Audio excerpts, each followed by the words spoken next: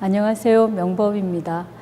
오늘은 우리가 늘 접하는 예경의 대상인 불상에 관한 이야기를 하겠습니다. 부처님의 성상을 모든 절에서 모시고 있는데 다른 종교하고 좀 차이점이 있죠.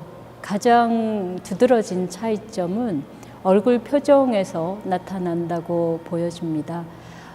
다른 종교에서는 어떤 신으로서의 근엄함이라든지 위엄, 그리고 또 어떤 인간을 대신하는 대속의 어떤 차원에서의 비탄, 고통, 이런 의미를 성상에 담는다고 한다면, 불교는 오로지 평화롭게 고요히 앉아있는 부처님의 모습을 주로 조형화했습니다. 그리고 얼굴 표정에서 우리가 가장 두드러지게 나타나는 모습이 바로 미소입니다. 과연 어떻게 이 미소가 만들어졌고, 그리고 그것이 갖고 있는 의미가 어떤 건지를 오늘 살펴보도록 하겠습니다. 우리나라에서 전 세계적으로 가장 널리 알려진 두 조각 작품이 있는데 바로 방가사유상입니다. 국보로 지정되어 있는 이 두 불상이 외국에서도 순회 전시를 했을 때 한국에 비행기 티켓을 끊어야 하는데 그 이유가 바로 이 두 불상을 만나기 위해서다라는 말이 뉴욕 타임즈에 실릴 만큼 세계인들에게 큰 감흥을 준 그런 부처님 모습입니다. 근데 이렇게 쌍둥이처럼 두 분을 한 자리에 모시고 그 방의 이름을 국립박물관에서 사유의 방이라고 이름하였습니다. 근데 이런 이제 생각하는 자세, 이 포즈가 이렇게 이제 부처님 상에 왜 나타나게 됐는지도 조금 다른 우리가 이제 성상들에서는 볼 수 없는 특징이라고 할 수 있습니다. 오늘 이야기하는 첫 번째 작품은 국보 83호로 지정되어 있는 금동미륵 방가사유상이고, 두 번째 작품은 78호로 되어 있는데 최근에는 이제 국보에 그 숫자를 매기지 않아서 그냥 두 분 다 금동미륵 방가사유상이라고 이름하고 있습니다. 우선은 우리가 이제 불상을 어떻게 해서 조성하게 됐는가에 대한 이야기를 먼저 좀 유래를 찾아가면서 말씀을 드리겠습니다. 지금 보이는 화면에서 나오는 그 탑이 바로 산티대탑입니다. 아쇼카 왕 때 조성이 되었고 부처님의 사리를 모시고 있는 탑인데, 탑 자체가 부처님의 사리를 모시는 그런 어떤 조형물이라고 할 수 있죠. 이 조형물은 인도의 전통적인 왕족의 유골을 모시는 그 조형물을 그대로 채택해서 부처님의 유골, 즉 사리를 모시게 됐는데요. 근데 부처님께서 우리 이제 불교를 이야기할 때 부처님 돌아가실 때 법등명, 자등명, 그래서 법을 의지처로 삼고 그다음 스스로를 의지처로 삼아라고 해서 불교는 어떤 진리의 말씀을 중요시하고 스스로 깨치는 종교라고 이렇게 알려져 있긴 하지만, 그러나 부처님 제세 시에 우리들이 그때 당시를 이렇게 상상해 본다면 많은 사람들이 부처님 자신의 어떤 종교적인 카리스마, 그분이 갖고 있는 어떤 평화롭고 자비로운 모습, 그런 것에서 큰 어떤 감화를 받아서 불교에 귀의했던 경우들이 많습니다. 그래서 우리가 이제 불교에 귀의한다고 하면은 불법승, 삼보에 귀의한다고 이야기하죠. 그 중에서 이제 법과 승은 계속해서 세월이 흐르면서 이어져 왔죠. 부처님 가르침인 경전을 계속해서 우리가 이제 받아들여서 이제 가고 있고, 또 그것을 수행하는 집단인 승가의 집단도 2000년 이상을 계속 지속해 오고 있습니다. 근데 단 가장 중요한 교주인 서가모니 부처님께서는 80세를 일기로 해서 열반에 드셨고, 그래서 세상에 존재하지 않게 됐습니다. 그 열반에 즈음해서 상실감이라는 거는 제자들은 물론 말할 것도 없고, 그 당시에 인도의 많은 사람들에게 큰 상실감을 주었을 것이고, 그래서 그분들에게는 뭔가 부처님을 기억할 수 있고 부처님을 가까이 느낄 수 있는 뭔가를 필요로 했던 거라고 이게 보여집니다. 그래서 부처님의 현재의 몸, 색신의 몸을 대신하는 것으로서 사리를 어떤 유골이죠. 그 사리를 아주 소중히 다루고 그것을 이렇게 이제 상징적 조형물을 만들어서 모셔둠으로 해서 그것이 종교적 예경의 대상으로 만들게 되었습니다. 그래서 부처님의 이제 사리를 모시는 사리탑뿐만 아니라 부처님이 앉아 계셨던 그 보리수 나무 아래, 또 부처님이 사용했던 물건, 이 모든 것들이 부처님과 관련되고 있고 또 부처님을 상징하는 것으로서 그 당시 사람들한테 받아졌었고요. 그래서 부처님께서 돌아가신 후에 그것들을 종교적인 예경 대상으로 삼았다고 그렇게 이야기되고 있습니다. 지금 산티에 가시면은 이렇게 부처님의 이제 스투파가 있으면 그 스투파 주변으로 부처님의 생애를 쭉 조각으로 만들어 놓고 있습니다.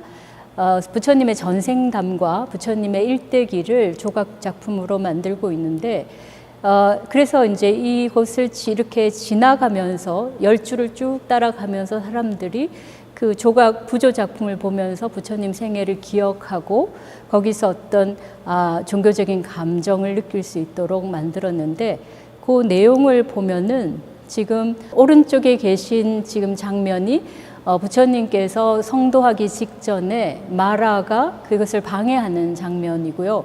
그 뒤에 장면은 성도하신 장면입니다. 그런데 이제 두 성상이 같이 있는데 이게 이제 이야기로 이렇게 이어지는 연작처럼 되어 있는데, 측에 있는 부처님께서는 이제 사람의 모습을 하고 그대로 이제 모습이 그대로 형상화하고 있는 반면에 좌측에 있는 경우는 보리수로 대신하고 있습니다.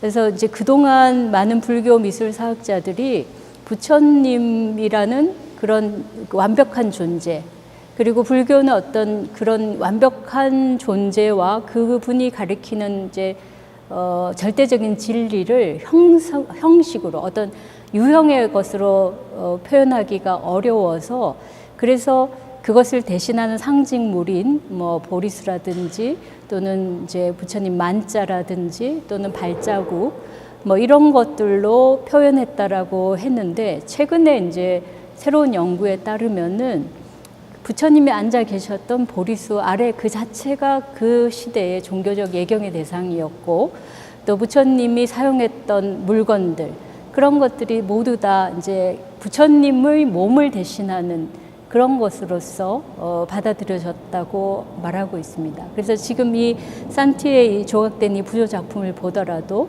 한편에서는 색신의 몸을 구성하는 그 불상을 조각하고 있고, 또 한편에서는 보리수 나무를 이렇게 조각하고 있어서, 그래서 모든 것이 다 부처님과 관련된 것들을 사람들은 이제 기억하게 됐고, 그리고 이제 그것이 종교적 예경의 대상이 되어서 우리가 불법승 삼보라고 할 때 이 삼보 가운데 불보가 계속 이런 방식으로 예경의 대상으로 사람들에게 남겨졌고, 그리고 거기서 굉장히 중요한 부분은 서가모니 부처님이라고 하는 역사적인 존재로서의 부처님이 과거의 인물이 아니라 언제나 지금 우리와 함께 있는 존재로 그렇게 이제 받아들여져서 불교에 귀의하는 모든 사람들에게 귀의의 대상으로 여겨졌다는 점입니다.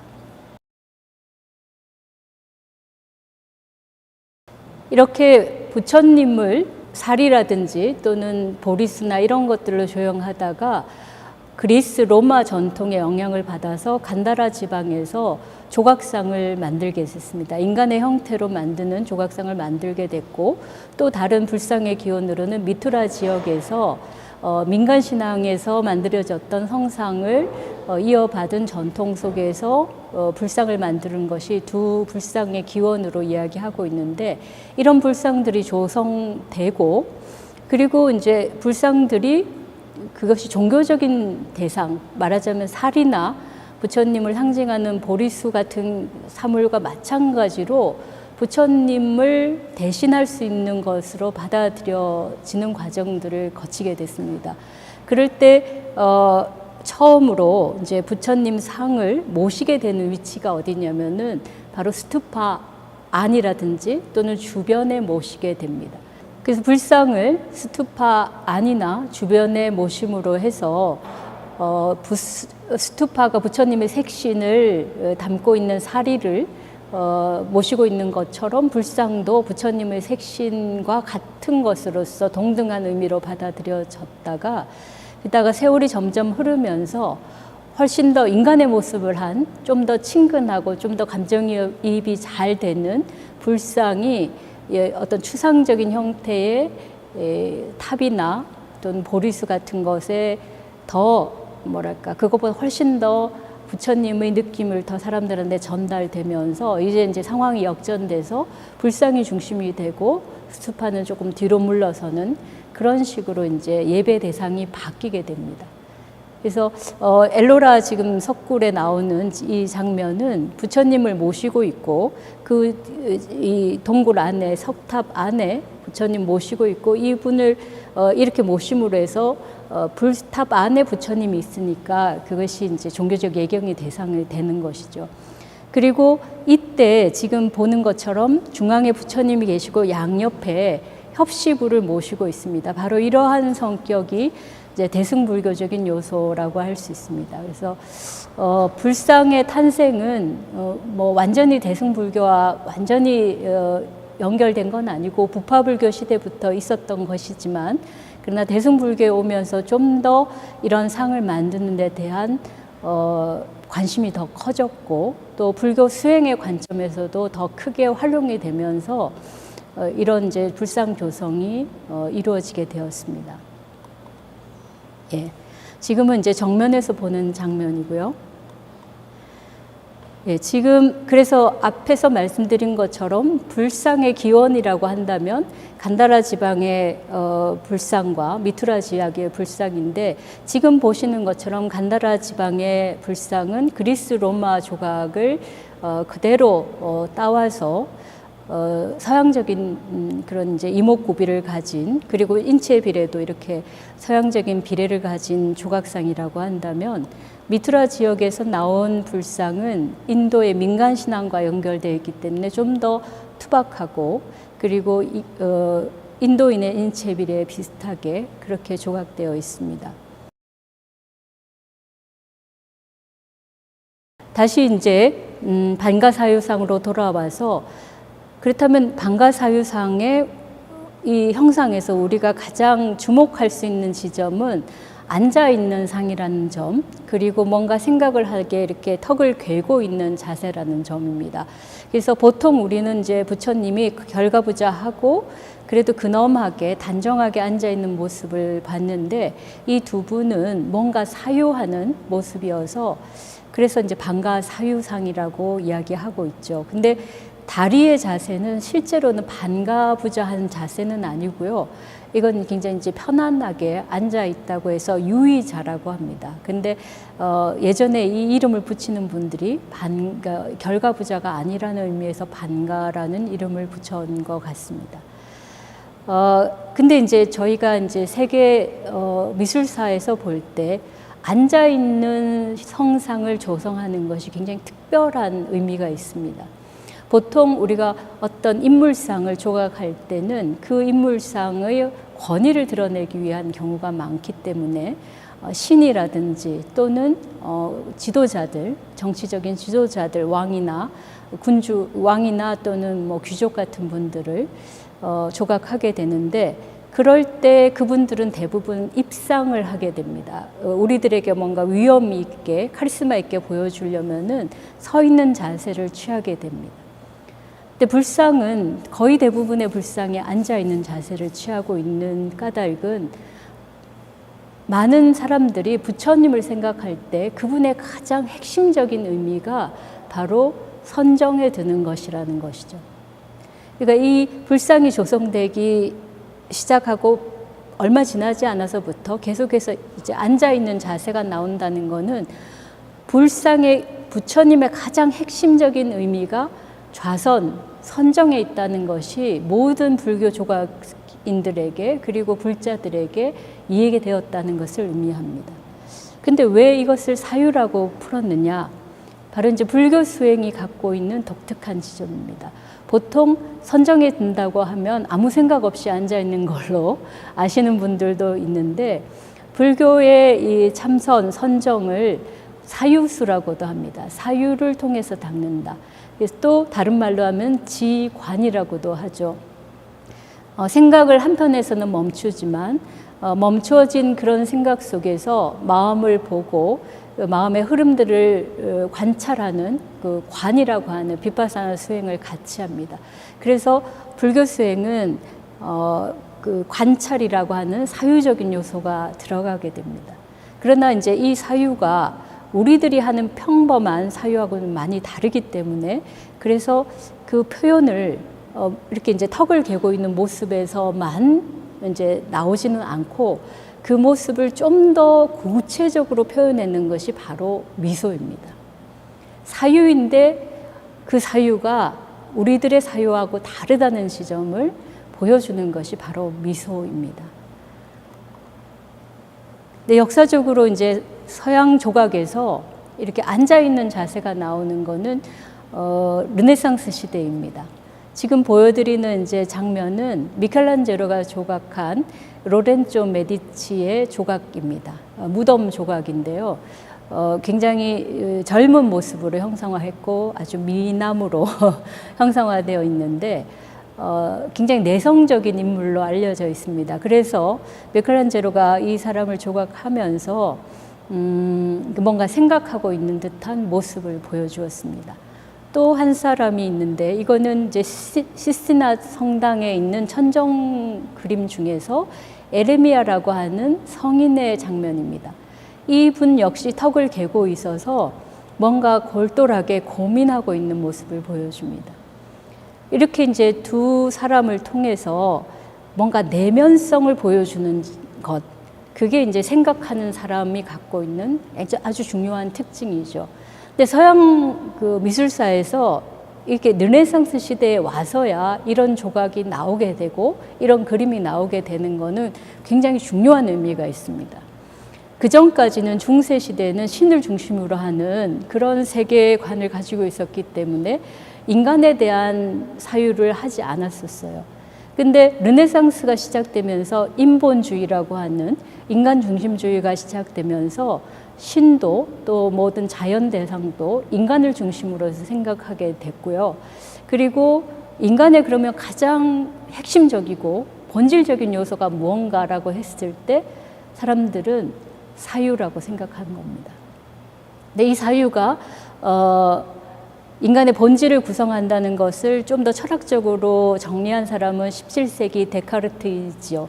그래서 나는 생각한다, 그러므로 존재한다라고 해서 우리의 인간성의 근본으로 사유를 잡아주었는데, 그런 이제 철학적인 정형화의 배경으로 이미 이 르네상스 시대 때 사유를 하는 인간, 내성적 인간에 대한 관심을 보여주게 됩니다. 그리고 이것이 이제 형상화되었던 것이죠. 이렇게 해서 이제 인간성 중심으로 하는 세계가 성립되고, 그렇게 해서 이제 앉아 있고 생각하는 상이 나오게 되었습니다.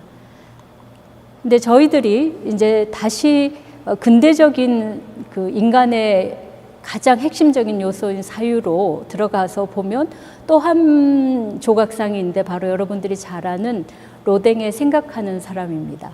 생각하는 사람 역시 무언가를 골똘하게 고민하고 있는 모습을 보여줍니다. 근데 이 지금 두 조각을 이렇게 비교해서 보면은 한 조각은 굉장히 근육질에 이 피부에 근육이 울퉁불퉁 튀어나오고 뭔가 아주 고통스럽게 고민하고 있는 듯한 모습을 하고 있는데, 옆에 있는 방가사유상은 비슷한 포즈임에도 불구하고 아주 편안하고 그리고 미소를 짓고 있습니다. 그래서 아주 결정적으로 두 조각을 통해서 동서양의 어떤 사유에 대한 그런 관점이 얼마나 다른가를 볼 수 있는데요. 그래서 지금 이제 미켈란젤로가 왜 그러면은 생각하는 사람을 조각했느냐. 미켈란젤로는 사실은 이 생각하는 사람의 초상을 자기 자신이라고 생각할 정도로 애착을 가졌습니다. 근데 이 작품은 독립적인 작품이 아니라 파리에 있는 그 장식미술사 박물관의 정문 조각을 의뢰받고 그 정문 조각의 한 부분으로 구성했던 작품입니다. 그래서 지금 보는 것처럼 그 문 위에서 아래를 내다보면서 고민에 빠져 있는 사람인데 청동부조로 된 작품입니다. 그러면은 이 문에 있는 모습은 뭐냐면 지옥의 문입니다. 그리고 여기서 지옥을 관조하면서 고통받는 사람들을 보고 있는 이 사람이 바로 로댕을 상징하는 근대적인 사람이죠. 그리고 이 로댕이 이 작품에서 이 생각하는 사람의 모티브를 가져올 때 단테의 신곡에서 단테를 모티브로 했습니다. 그래서 단테가 연옥 지옥을 이렇게 순례하면서 세상을 쭉 보고 그 고통을 본 거를 차용해서 지금 이제 근대 세계에다가 다시 입혔는데, 그때 로댕이 보기에 근대가 여러 가지로 인간성을 중심으로 해서 합리적인 발전을 이루고 있지만 근본적으로 볼 때는 욕망에 의해서 사람들의 뒤틀린 그런 여러 가지 갈등들이 있고, 그리고 물질에 대한 결핍들, 욕망들이 지옥을 만들고 있다고 보았던 겁니다.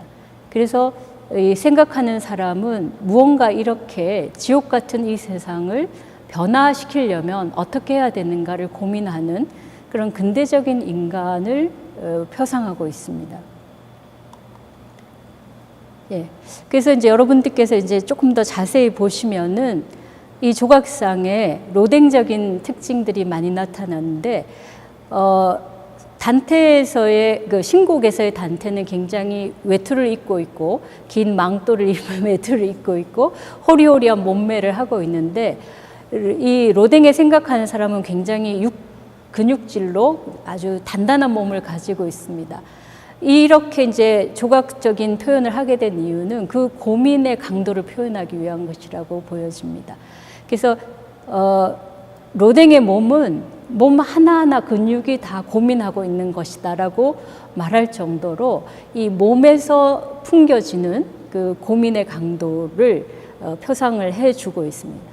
그리고 이제 자세도 여러분들이 보는 것처럼 턱을 이렇게 바로 갠 게 아니고 비껴서 괴고 있어서 몸이 이렇게 뒤틀려 있는 자세입니다. 실제로 앉아있을 때 굉장히 힘든 자세를 하고 있고, 그러다 보니 이 고뇌가 얼마나 고통스러운 것인가를 이게 형상적으로 보여주고 있습니다.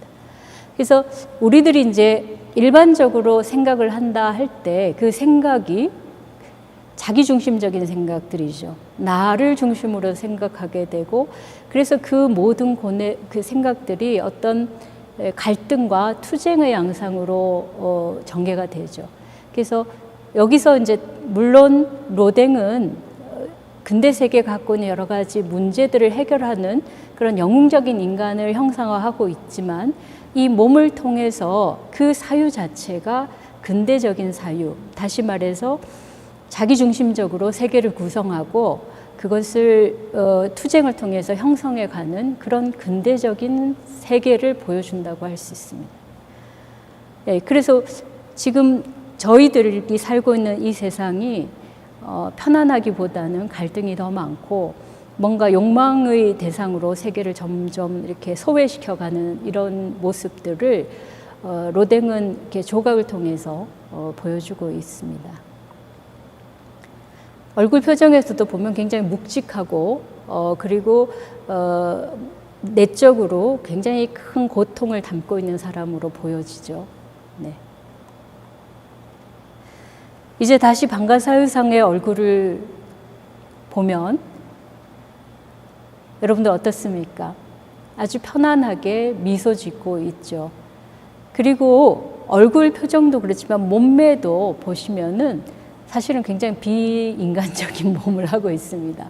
거의 근육이라고는 거의 없고 굉장히 마르고 아주 날렵한 곡선을 하고 있는데, 이런 곡선의 몸이 실제로 몸을 의미한다기보다는 이 생각이 갖고 있는 그런 부드러움과 편안함과 경쾌함을 보여주고 있습니다. 어쩌면은 이 약간 비물질적으로 보이는 이 몸이 생각이 비물질적인 생각, 우리들이 하고 있는 그런 어떤 자기중심적인 사유를 벗어난 자유로운 생각의 조형적 표현이라고도 할 수 있습니다.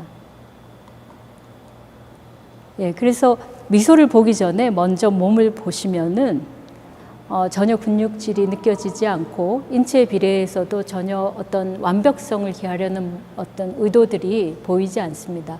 서양 조각은 형상을 완벽하게 하기 위해서 그럼 그것이 이제 비례에 맞느냐, 그다음에 이제 균형감이 맞느냐 이런 것들을 중요하게 보게 돼서 그래서 저희들이 잘 아는 뭐 8등신, 7등신 이런 이제 비례에 대한 생각을 하게 됐고 가장 완벽한 형태를 구성하는 것이 신의 핵심이라고 보았던 겁니다.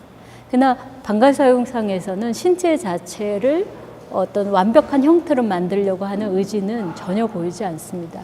물론 그 속에서도 이 신체가 주는 굉장히 부드럽고 편안한 것이 있어서 예전에 제가 이제 이것을 그 모조품을 만든 작품을 봤는데 아주 조금만 차이가 있는데도 불구하고 느낌이 달라졌어요. 그러니까 이런 조각이 나오기 위해서는 장인이 얼마나 고심을 했는지 그런 것들을 그 모조품을 통해서 제가 역으로 알게 됐는데 그래서 아무런 그 기교 없이 무심하게 빚은 것처럼 보이지만 실제로는 가장 정교하게 어떤 그 조각적인 아름다움을 찾아낸 거라고 보여지고요. 그러나 어쨌든 몸에 대한 감각에 있어서는 완벽성을, 그러니까 물질적인 완벽성을 구성하는 게 아니라 이 몸이 정신성을 표현하는 몸으로 그렇게 만들어졌다는 점입니다. 그럼 여기서의 정신성은 가장 부드럽고 유연하고 그리고 비물질적인 어떤 것으로 볼 수가 있겠습니다. 이제 미소로 돌아가서 보면 이렇게 살짝 이제 턱을 괴고 있으면서 무언가를 생각하는데 이제 그 생각이 무엇인가 여기에 대해서 우리가 이제 두 가지 경전적인 근거를 찾아볼 수가 있습니다. 첫 번째로는 여기 이제 미륵 방가사유상이라고 이름이 되어 있는데 미륵경에서 나오는 미륵의 사유라고 이야기할 수 있고요. 두 번째는 부처님께서 성도하기 전에 태자 시절에 어릴 때죠. 농경제가 있었는데 그 농경제에 갔다가 농기구에 벌레가 이제 죽어나가는 모습을 보고서 깊이 사유에 잠기게 됩니다. 그러면서 거기서 이제 생멸을 넘어서는 어떤 정멸의 어떤 경험을 하시게 되는데 부처님께서 출가하신 이후로 여러 스승을 찾아서 수행법을 배웠지만 궁극적인 의미에서 열반에 들 수 없다는 것을 아시고 그래서 고행을 하시고도 그것도 안 돼서 결국은 모든 것을 다 물리치고 보리수 아래 앉아서 이제 내가 성불하기 전까지는 물러나지 않겠다는 그런 아주 대단한 결심을 하시고 그리고 이제 자리에 앉는데 그때 그럼 어떤 방법으로 내가 수행을 할 것인가 생각을 해보시다가 어린 시절의 기억을 떠올립니다. 바로 그 농경제에서 자기도 모르게 들어갔던 그 수행을 기억해내고는 그 방법으로 이제 수행을 하시게 되는데 바로 그것이 부처님 깨달음을 얻게 되는 수행 방법입니다. 그래서 지금 여기에서 부처님께서 사유하고 있는 내용이 바로 그때의 명상일 것이라고 짐작을 하는 겁니다. 그렇다면 그 내용을 좀 더 이제 생각해 본다면 우리가 모든 것들이 삶과 죽음을 반복하고 있고 그래서 태어난 것은 모두 죽게 되어 있으니 그것이 고통의 삶이죠. 그래서 바로 우리들의 모든 삶이 고통이라는 것을 부처님께서 직시하시고 근데 그 고통의 원인이 뭔가 바로 우리들의 집착에서 비롯된다고 해서 그래서 이제 집성제라고 하는 그런 이제 그 이치를 사유하셨고, 그리고 그것을 이제 배제해 가는 과정, 그것을 극복해 가는 과정에서 그것이 무상하다는 걸 깨닫고 무아라는 걸 깨닫고, 그래서 이제 결국은 생멸이 없는 자유로움에 들어가게 됩니다. 그래서 고통이 일어나고 고통이 사라지고, 즐거움이 일어나고 즐거움이 사라지고, 이렇게 모든 것들이 무상하기 때문에 고통스러운 것이므로, 지금 여기서의 이제 사유는 고와 멸을 사유하고, 그리고 그 고의 멸을 통해서 완전히 고가 사라진 경지에 들어가게 됩니다. 바로 그것이 고의 사라짐이니까 편안하고 그리고 이제 즐거운 상태인 거죠. 그래서 그런 상태를 우리가 정멸이라고 합니다. 고요한 사라짐. 그래서 고통의 사라짐이라는 의미에서 우리들이 생각하는 일반적인 즐거움과는 다르지만, 그러나 아주 고요하고 편안한 어떤 마음속에서 차오르는 그런 기쁨의 상태가 되는 거죠. 바로 지금 이 장면은 그런 기쁨의 상태를 묘사하고 있다고 보여집니다. 그래서 그러니까 어떤 이런저런 생각들 속에 들어가는 게 아니라 생각이 텅 비어진 그런 상태에서 내면에서 차오르는 기쁨을 표현하고 있기 때문에 이 얼굴에서 아주 편안하게 은은하게 퍼지는 미소가 보여지는 것이죠. 또 한 가지는 앞에서 말씀드린 미륵경에서 나오는 내용입니다. 미륵 부처님께서 다음 생 이제 부처님이신데 지금 용화해상에서 하생하기를 기다리고 있습니다. 그런데 이제 미륵 부처님을 상상하고 미륵 부처님을 관상하는 방법으로 수행법들이 있습니다. 이건 대승불교에서만 있는 것이 아니고 초기 불교부터 염처 수행법 중에 하나였습니다. 저희들이 이제 신수신법에서 사념처 수행법은 널리 알려져 있는데 6념의 수행법이 있습니다. 그 중에 하나가 바로 부처님을 관상하는 것입니다. 이거는 부처님 제세 시에도 제자들에게 말씀하신 내용인데요.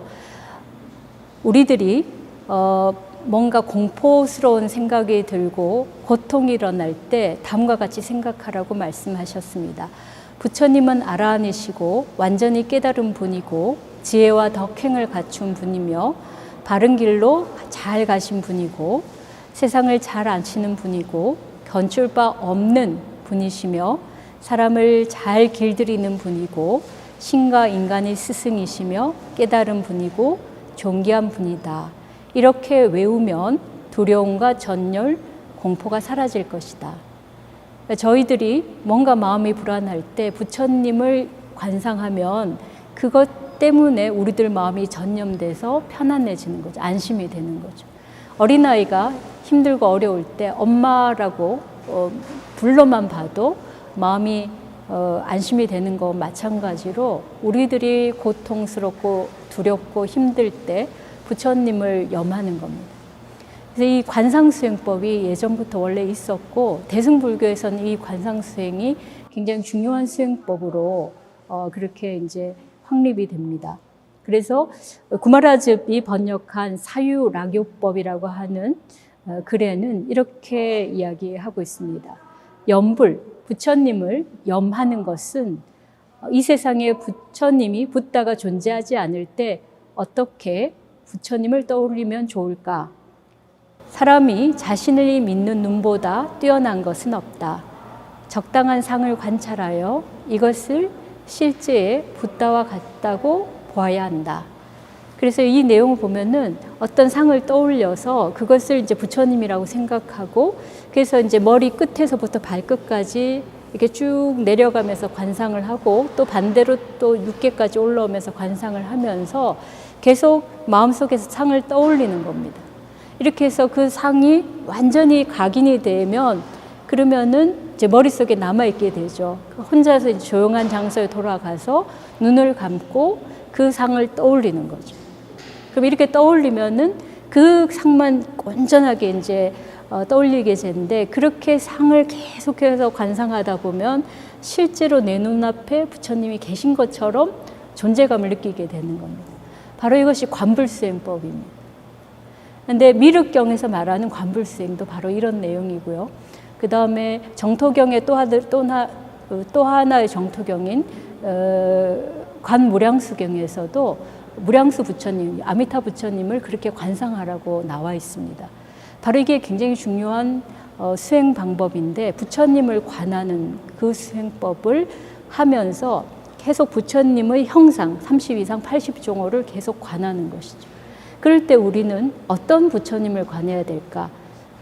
가장 편안하고 부드럽고 그리고 고요한 어떤 기쁨에 있는 존재를 떠올리게 되죠.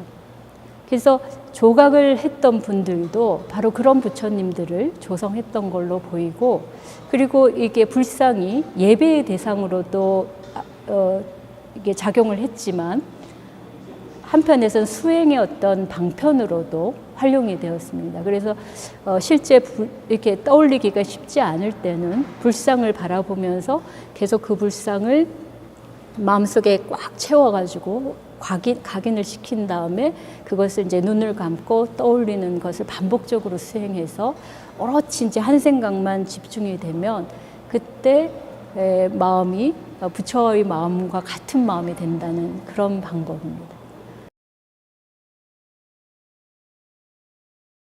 그래서 지금 이 미륵 방가사유상에서 사유하는 대상이 바로 부처님의 모습일 것이라고 그렇게 이제 추정을 할 수 있고요. 두 경우 모두 다 결국 부처님이 사유하는 것은 가장 편안한 상태에, 그리고 고진멸도의 그 고통이 사라진 그런 완전한 정멸의 어떤 즐거움의 상태를 묘사하고 있습니다. 그러다 보니까 얼굴에 자연스럽게 미소가 떠오르게 되는데, 이 미소는 살짝 보일 듯 말 듯한 미소입니다.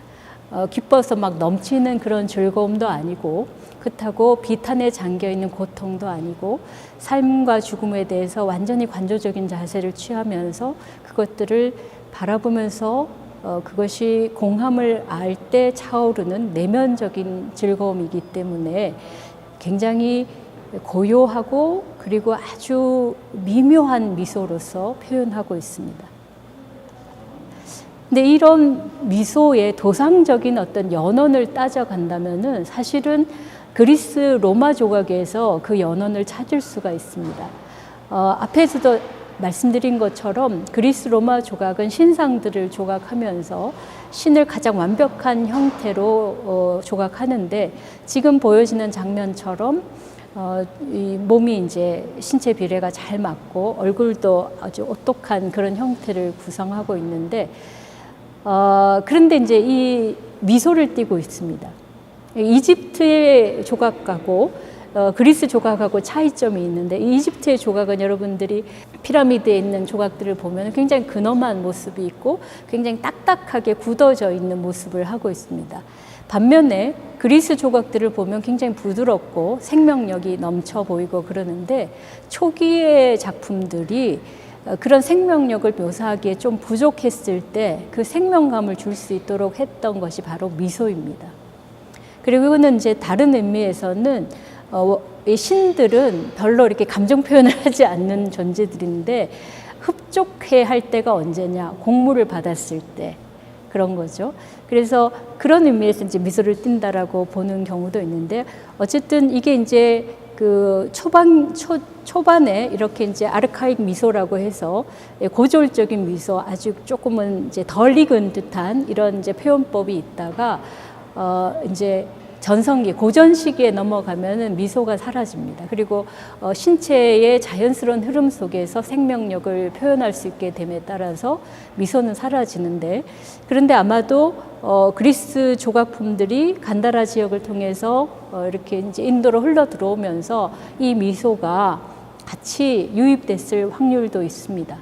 그러나 그것이 연어는 설사 그리스에서 왔다 할지라도 이 조각상에서 보여지는, 불상에서 보여지는 미소와 지금 이 그리스 조각상에서 보여지는 미소는 좀 다르다고 보여지죠. 그래서 지금 여기 미소는 이제 밝고 그리고 뭔가 활기가 느껴지는 미소고, 우리가 앞에서 본 방가사유상의 미소는 정말 고요함에 그대로 젖어 있는 그런 미소여서 같은 어떤 그 모티브지만 어떤 정신성을 표현하냐에 따라서 이렇게 다른 표현이 나온다는 것을 볼 수 있습니다.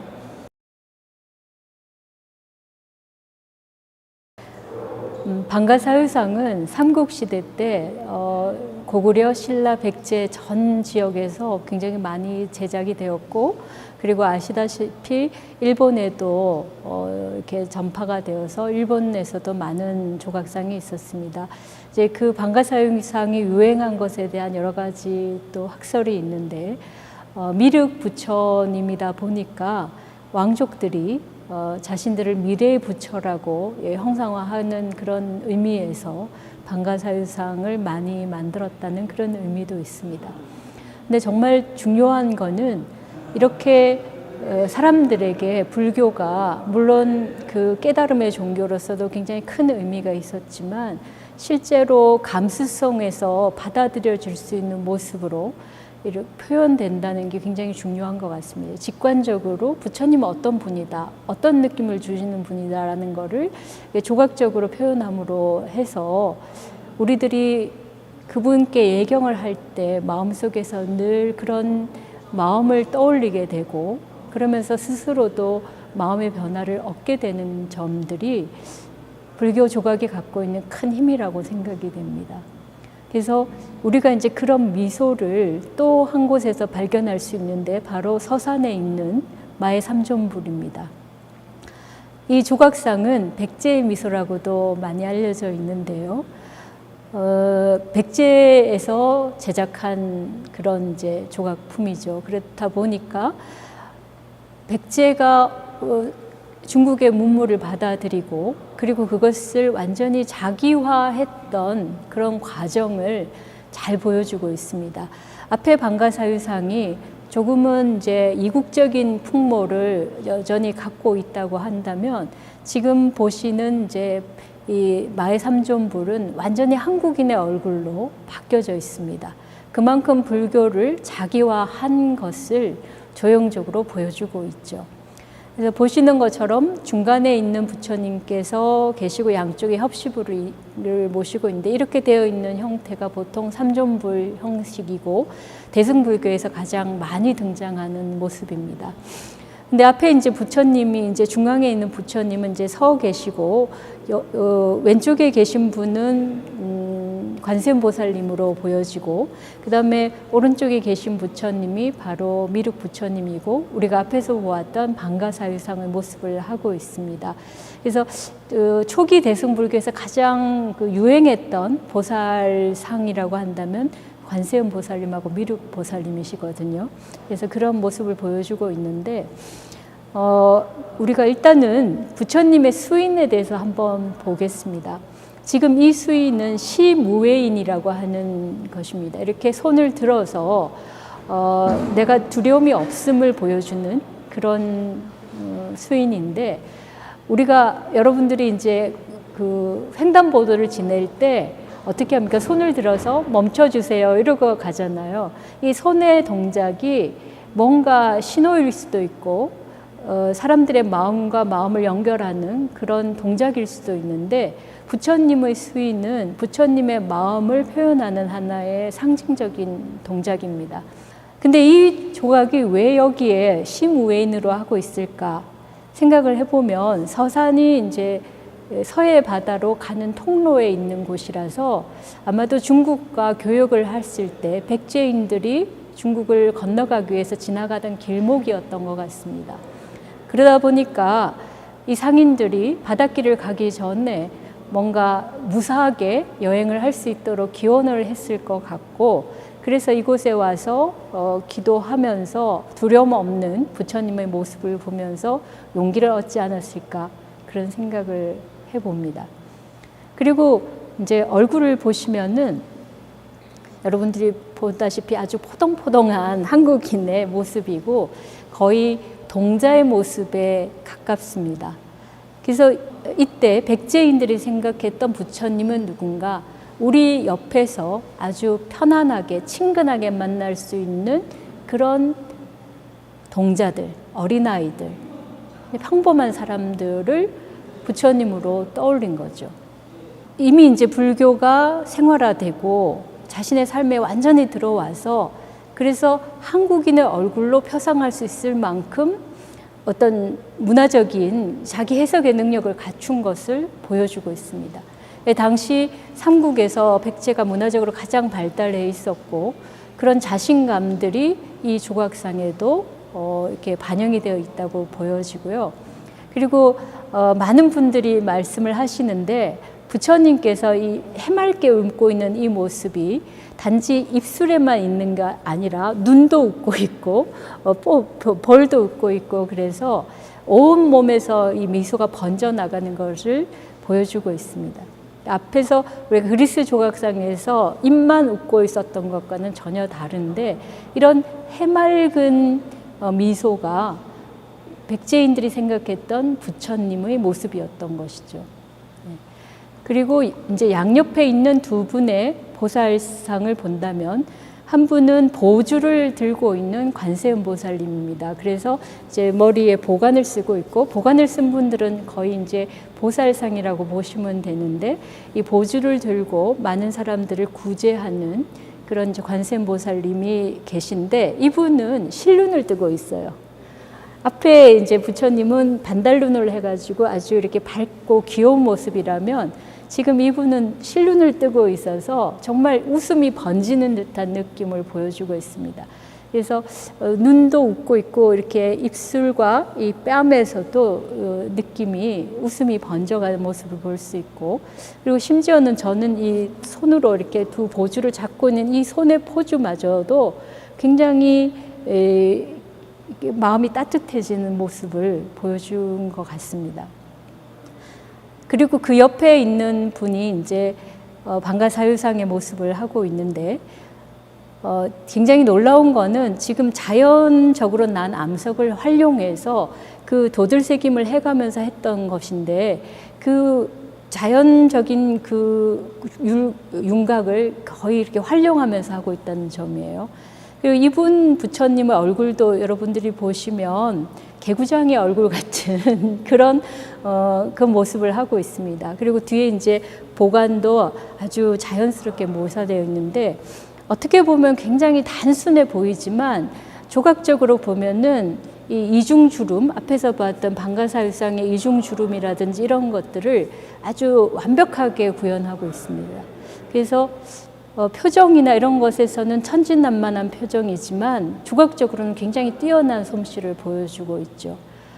예. 그래서 이렇게 이제 세 분의 조각상을 이렇게 부처님을 모심으로써 이 지역을 지나가는 많은 상인들과 그 여행객들에게 여행의 안전을 도모하게 했던 것 같고 그리고 이 상황에서 마음을 안심하고 어떤 일이든 받아들일 수 있는 그런 준비를 갖추어 준 것이 아닌가 생각이 됩니다. 그리고 이러한 조각상이 이제 고려와 조선으로 넘어오면서 완전히 한국적인 표정을 가진 그런 조각으로 바뀌게 되는데 그래서 불교가 중국을 통해서 한국으로 들어오면서 한국의 어떤 문화적 역량을 완전히 상승시켰고 그리고 우리나라 사람들의 품성까지도 바꾸어 놓지 않았나 하는 생각이 듭니다.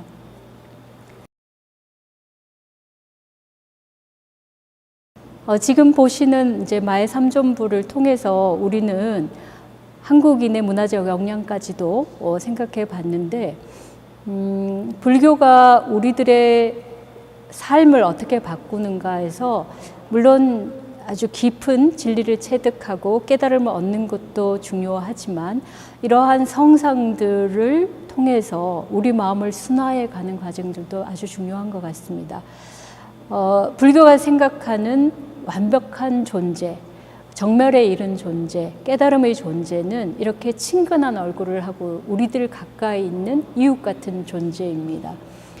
대승불교에서도 바로 번뇌가 보리다라는 말을 하고 있고, 우리들 삶 속에서 일상의 삶을 어떻게 살아가는가가 가장 중요한 것이라고 말하고 있습니다. 부처님은 바로 우리들의 현실 속에서 같이 호흡하고 있고, 그리고 그 속에서 따뜻한 말 한마디 전해주는 그런 얼굴을 하고 있습니다. 아마도 우리들이 실전적으로 부처님을 배우고 따른다면은 바로 이렇게 함께하는 존재, 그래서 자비와 평화의 모습으로 우리들에게 다가오는 모습이 아닐까 하는 생각을 특히 이 서산마애부를 보면서 하게 되고요. 그리고 두 분의 금동 방가사유상은 사유가 어느 만큼 깊어질 수 있는가, 우리들이 생각하는 자기중심적인 삶으로부터 노연할 때 우리들은 어떠한 평화를 경험할 수 있는가를 표상적으로 보여주고 있다고 생각됩니다. 현재 우리들이 불교를 통해서 우리 삶을 바꾸어 갈 때 어떤 방향의 삶을 추구해야 될까 하는 부분이 두 조각상을 통해서 충분히 저희들이 볼 수 있을 것 같습니다. 미소로 나타난 두 미소인데, 하나의 미소는 깊은 사유 속에서 정멸의 즐거움을 표상하고 있고, 지금 마애불에서의 미소는 자비롭고 따뜻하고 그리고 아주 친근한 모습으로 자비의 어떤 화연으로서 보여지고 있습니다. 바로 불교가 보여주는 지혜와 자비의 두 모습이 아닌가 생각합니다. 세월을 거슬러 가서 인도에서 최초로 부처님의 상을 만들었던 사람들을 상상해 본다면, 그분들이 경험하지 않았던 부처님을 상상하고 그 부처님을 통해서 자신이 어디에 귀의할 것인가를 생각을 해 보았을 것입니다. 그때 부처님은 선정에 들어있는 존재고, 이승의 삶에서 완전히 벗어나 있는 존재지만 그러나 항상 우리 곁에 가까이 있는 존재로 그렇게 생각이 되었을 겁니다. 우리들이 어디에 가서나 부처님의 모습을 찾을 수 있지 않을까 싶습니다. 불교에서는 색신을 떠난 모습이 진정한 부처의 모습이라고는 하지만, 그러나 또한 진정한 부처님은 어느 곳에서 어떤 모습으로도 발견될 수 있지 않을까 합니다. 그 중에서도 이렇게 자신의 모든 상상력을 동원하고 감성의 깊은 부분까지 들어가서 조형적으로 표현한 작품들은 우리들에게 굉장히 큰 울림을 전해준다고 생각되고요. 그러한 예술적인 경지의 측면에서도 세계 조각사에서 이렇게 뛰어난 조형적인 표현을 찾아낸 조각들은 발견하기 힘듭니다. 한국을 대표하는 조각이라고 할 수 있고, 더 나아가서는 세계인들에게 우리들이 갖고 있는 문화적 역량을 보여줄 수 있는 대표적인 작품이라고도 할 수 있습니다. 여러분들이 국립박물관을 간다든지 또는 서산마애부를 찾아가셔서 진정으로 그 앞에 서서 마음으로 느껴보시기 바랍니다. 그 미소를 계속 보고 있다 보면 부처님을 내 앞에 가까이 하고 있는 것처럼 상상이 될 수 있고, 부처님 마음이 전해지는 것처럼 느껴지실 겁니다. 가만히 앉아서 10분이건 30분이건 있다 보면 바로 부처님과 내가 통하는 그런 경험을 할 수 있습니다.